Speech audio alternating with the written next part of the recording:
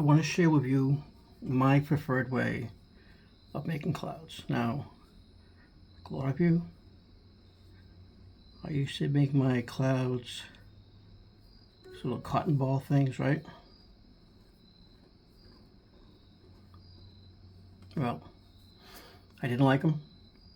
I thought they were kind of boring. I started seeing clouds that look more like this. These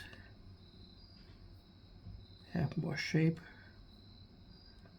more movement.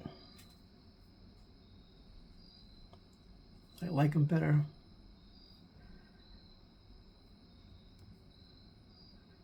They're a little unusual.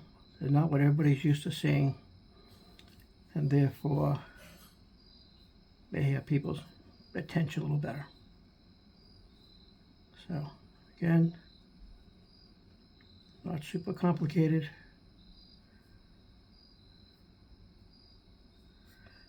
A little bit of tail.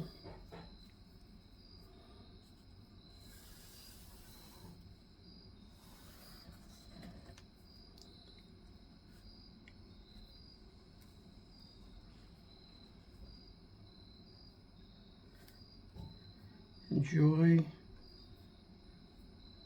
making these clouds.